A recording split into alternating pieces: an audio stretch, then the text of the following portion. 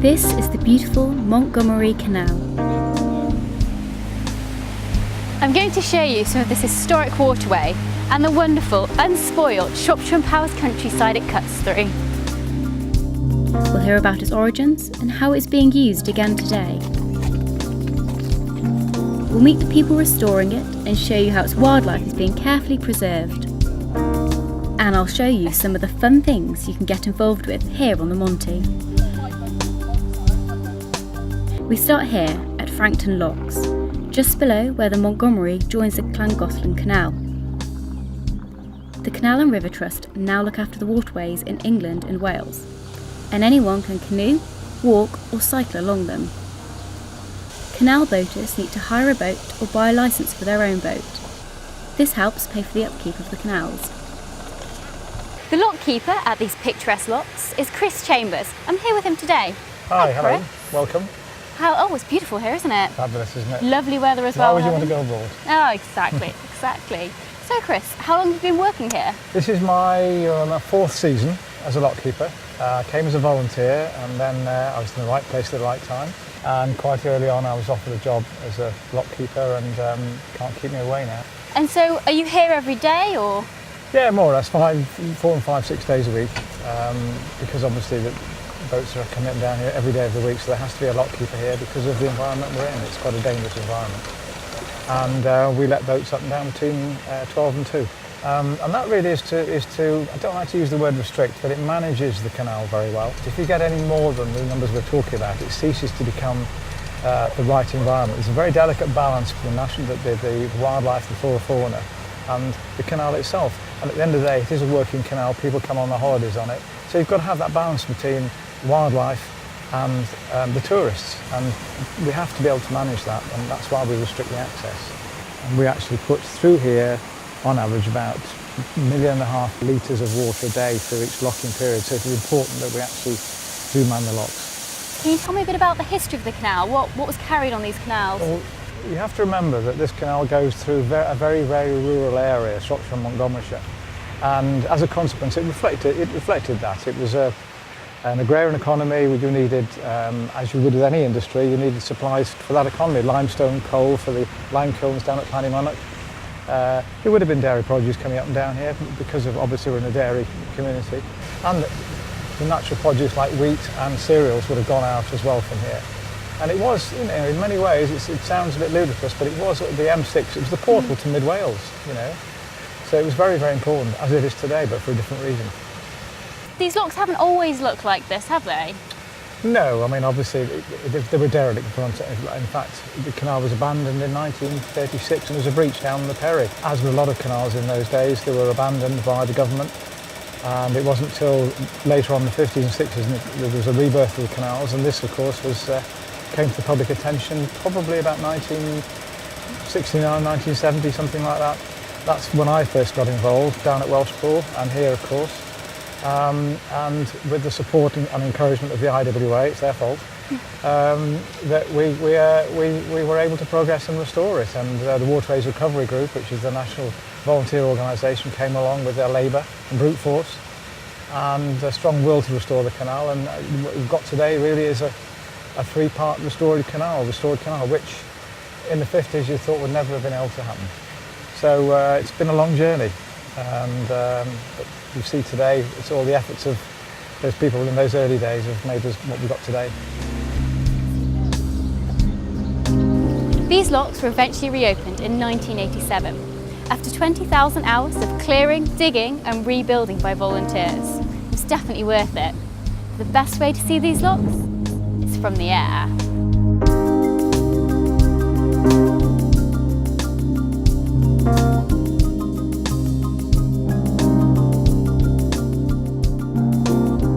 From Frankton, the Montgomery Canal goes south through Shropshire via Queen's Head on the A5, the nature reserves at Astins Locks, Mraesbury Marsh and the current restoration work at Crick Heath. Then onto the quarries at Llangollen and through the town of Welshpool in Wales.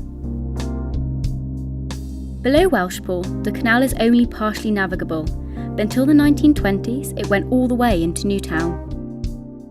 It was built in sections over a period of 30 years and eventually completed in 1819.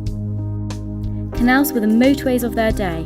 There were no railways and the roads were mainly tracks for horse and cart. A narrow boat could carry 20 tonnes of cargo with just one horse and a crew of 2. Once Chris had finished helping the boats through Frankton Locks, he kindly took me across Perry Moor on his own boat, Empire.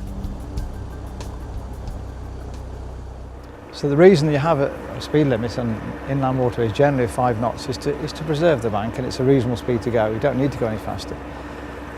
But on a canal like this, you use your common sense. You wouldn't want to go any faster than this, would you anyway? In fact, if I slow this down now to tick over, I mean, that's plenty fast enough. Yeah. There's no rush. There's no rush. There's no need for it. Just look at that. Rolling hills going into Wales. Oh, it is idyllic. As the Monty was left disused for so long, it attracted all sorts of wildlife that would have been lost by its restoration if it were not for an agreement to build offline reserves to transfer plants and amphibians into. The old bone works was the first of these. And boats would have come into the wharf from this angle pretty well. They came into the yard and went round the side of the wharf and down here and over that bridge. And remember when we came over that bridge, there was a narrow gauge railway. Just past the railway bridge is this beautifully restored transshipment shed where canal passengers could walk or take a carriage to Rednall railway station to get to Shrewsbury or Chester. At one time there was a regular service all the way from Newtown to London. The towpath cross sides over here. This old roving bridge allows the boat to go underneath while the horse goes over the top.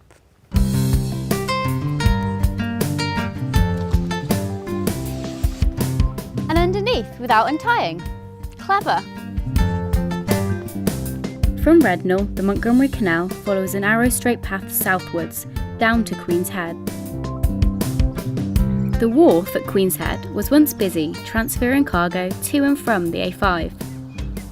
Nowadays, the canalside buildings store canoes for the club that meets here every Saturday morning.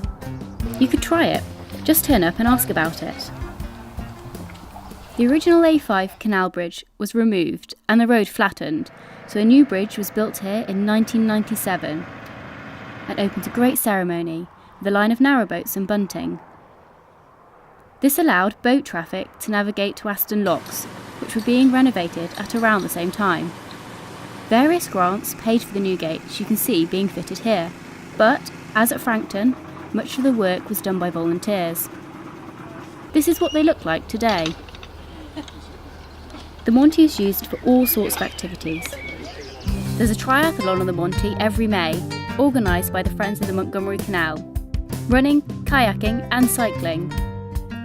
Just walking and taking in the countryside, watching the wildlife is so relaxing. A big nature reserve was built next to Astins Locks, and a new, even bigger reserve, funded by the Heritage Lottery Fund, has just been added to home rare flora and fauna from all along the canal. I met up with Sara Hill, an ecologist at the Canal and River Trust, and asked her what is so special about the Montgomery.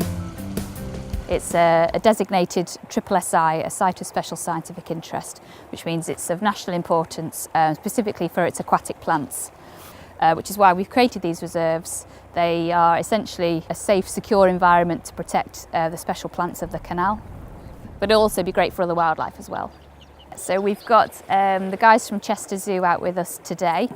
They have been growing on 2 particular species of aquatic plants, which were taken originally from the Montgomery Canal, so they've sort of grown them on, and we're now today transplanting these plants into our new nature reserve. So we'll be very closely monitoring this reserve and managing it over the next couple of years or so. Mark Duffel is an ecologist. He uses Astins reserves to teach Field Studies Council students how to recognise rare plant species. In the UK, we have a responsibility to protect species that are maybe endemic. That means they only occur in this country. So we're the only ones in the world that have them, and we've got to look after them. And it happens that the Montgomery Canal, for things like the floating water plantain, we're one of the remaining hotspots for it. The boats are churning with their propeller. They're actually stirring the silt up, and that sediments down onto the plants and blocks the light to them. If you get a little bit of movement, that's good. You want some boat movement because that makes openings, that stops the reeds coming in fully. So you're not necessarily saying no boats, but you're saying the right kind of boats and stopping that disturbance, and that's heave and suck as a canal boat goes by. Monty has been renovated from here through some lovely countryside all the way down to Maysbury Marsh. Walk on. Good fella. Tim Barker keeps up old traditions alive with horse-drawn boats from Canal Central. Here we go. Good boy. Good boy. Yeah. Good fella. He's good. He's good. He's just going to take it on. Good fella.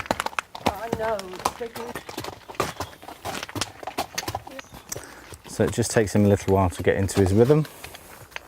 And he'll build, as the boat picks up a little bit of speed, he'll get into a more comfortable walk. Well, the canal system's benefited hugely from the leisure industry, and we've taken up a very pleasant pastime of horse boating with customers. So we take up to 12 people out at a time on our little boat, half the size of this one. It's a very pleasant experience to be able to introduce people to the tranquil, calm, quiet, serene Shropshire countryside. It's something very pleasant to be doing everything at the pace of the horse. Got a very relaxing sort of atmosphere to it. Absolutely, there's that natural rhythm that you can hear.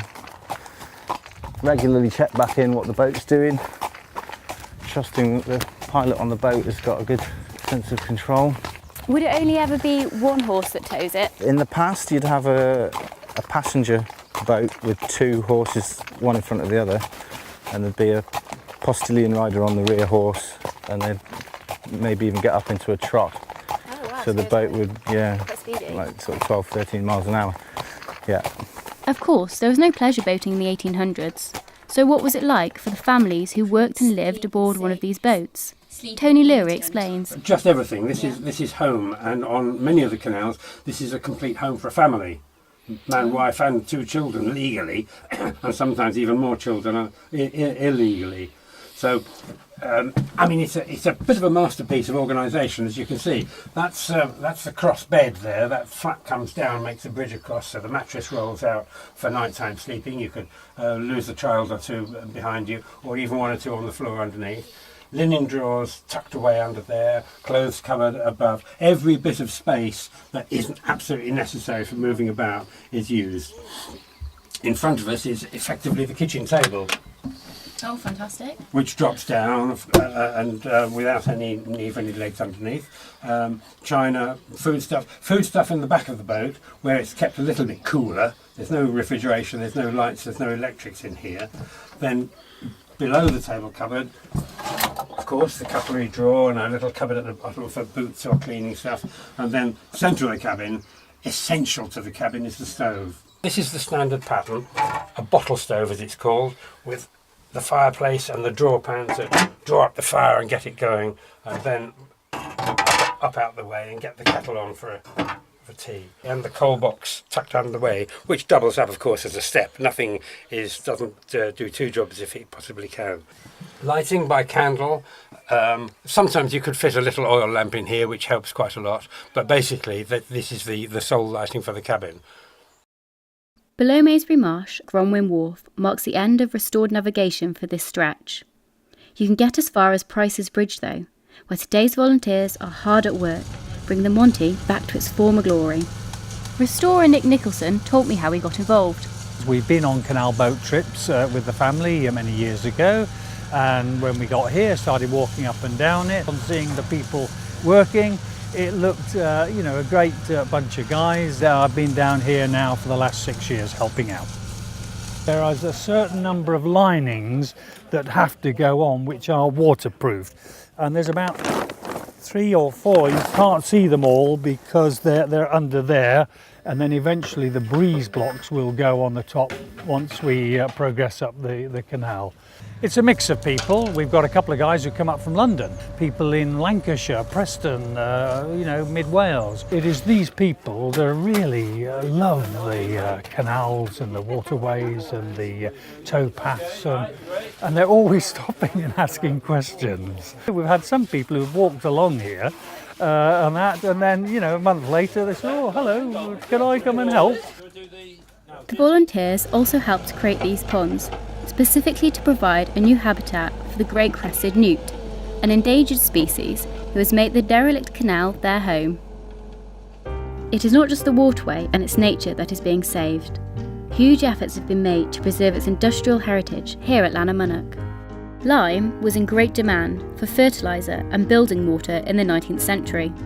The limestone was extracted from this hillside by drilling and blasting, creating these cliffs. It was winched down the steep slope in trucks on a double tramway, one up and one down in a gravity balance system controlled by this big drum. It was then loaded into this giant Hoffman kiln and burnt at 900 degrees C to make quicklime, which went on more tracks down to the canal here. The whole area has been renovated with a grant from the Heritage Lottery Fund and is well worth a visit. There's a visitor centre on Llangollen Wharf where Roy Mansell and Brian Lawton offer half-hour cruises on the George Watson Buck along the short navigable section on Sundays throughout the summer. There's two companies basically that operated the lime kilns here. This is the Welsh Wharf, and that's the tally house where the clerk used to sit.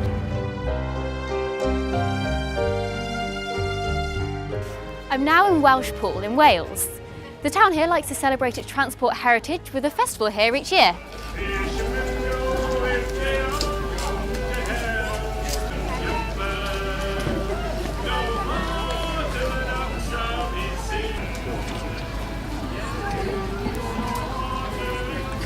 As well as the steam train and classic cars, there's a flypass from the nearby airport.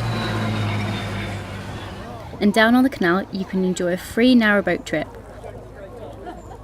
Or you can try out these coracles. How do you steer these things?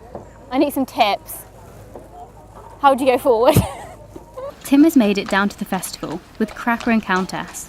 It's great to see them here, giving visitors the full horse-drawn experience. I'm here with Roseanne Cornfield.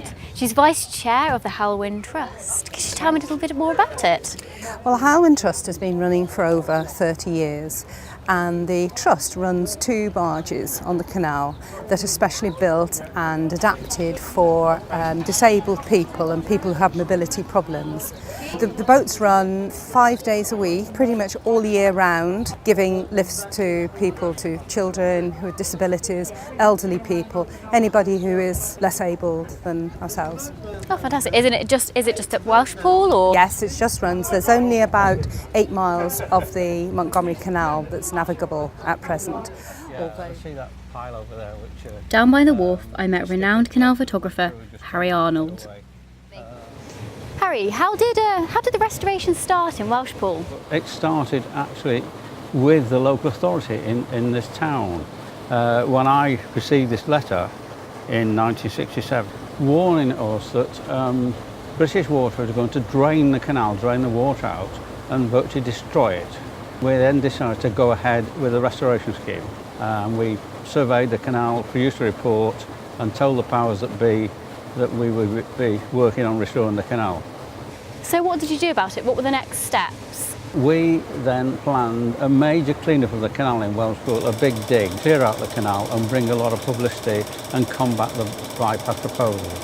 Over the weekend we brought over 300 people here, we accommodated them in the town, we hired equipment, we raised money, we were loan tipping areas, and in 2 days we cleared the canal. The Big Dig, what effect did this have on the public getting involved in the canal restoration? It made a big difference nationally. We brought the Montgomery Canal restoration to the public at large, and we persuaded a lot of the locals who looked at all these people who came from all over Britain, and it brought a lot of help and assistance from the locals and in the local area. The next big thing we did was to restore the lock itself so we could get a boat through it. And we're extremely lucky through various contacts. We managed to get Prince Charles, the Prince of Wales, down here, and he officially opened the lock gate. And so he sat on here? He sat on here. He sat where he touched this lock gate you were touching, he touched it. Oh, fantastic. And he opened it.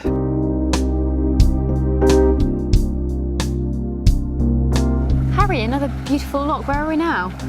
We're just outside Berriew, which is at the end of what is currently the navigable section south of Welshpool. This is Berriew Lock now. How long do you think it's going to take until the restoration is complete? Beyond here, there are so many problems of bridges to be raised, road bridges to be raised, and so on. Nothing's impossible. It's all been planned out. Oh. Yeah. Hopefully I'll get a chance to see it then. So thanks, Harry. Thanks for all your information and your help on this. It's a pleasure. So there we are. I hope you've enjoyed this introduction to the Monty. There's plenty more to see, so get yourselves out there and start exploring the canals. Just like to say a big thank you to all the volunteers that got involved, and thank you for watching.